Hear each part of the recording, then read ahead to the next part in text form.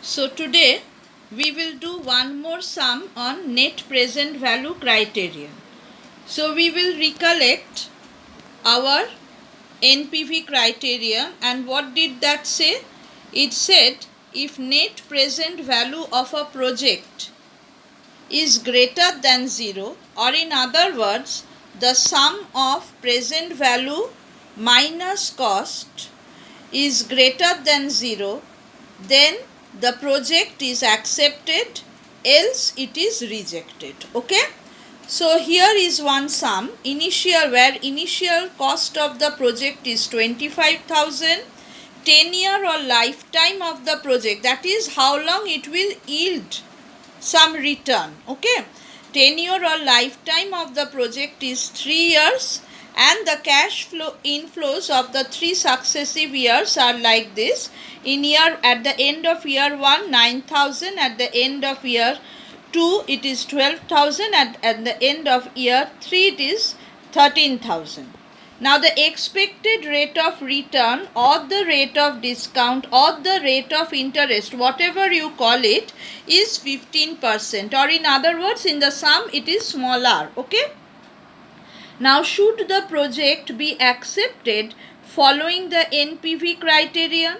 Now here I have written it in the tabular manner, and you have to do it likewise in your exam. Okay. So year 1, in the first column it is year 1, 2, 3.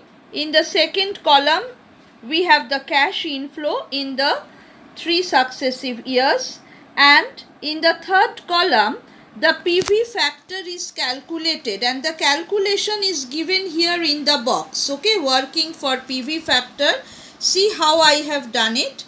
PV factor of year 1, it is what? It is 1 by 1 plus r whole to the power 1. Okay, where r is the rate of interest, rate of discount, that is 15%, and 15% means 0.15. Okay, so the PV factor of year 1 is equal to 1 by 1.15, which after calculation comes to 0.869. Okay, 869.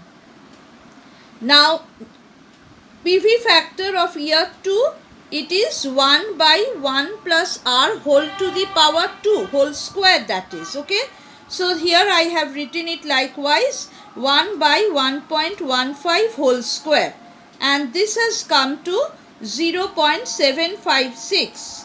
and similarly for PV factor for year 3, it is 1 by 1.521 is equal to 0.657.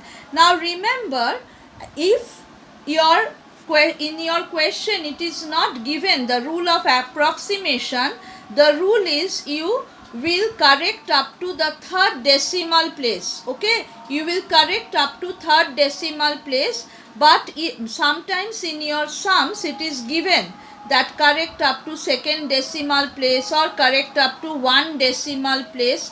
So if it is not given, you will have to correct up to 3 decimal places. That is the rule. Rather, you can do it with 2 decimal place, but it's better to do it for accuracy, do up to third decimal place. Now column 4 is the PV, that is the present value. And how is it calculated? It is column 2 into column 3. I have written it here, and in each of these sections I have multiplied, and the total present value is coming to 25,434. Okay. Now according to the NPV criterion, a project may be accepted if summation of PV minus C is greater than 0. Okay, this is summation of PV minus C, that is the NPV. If NPV is greater than 0, accept the project. Okay, so in this case it is 434, and I have to give the reason. Since NPV is greater than 0, the project is accepted. Please remember, in all sums in economics, you will have to mention the accept reject rule. Here I have written, according to NPV criterion, a project may be accepted if only if summation of PV minus C is greater than 0. Okay, so that you will have to write, and at the end the answer statement also, that is, since NPV is greater than 0, the project is accepted. Okay, now we will next go to internal rate of return.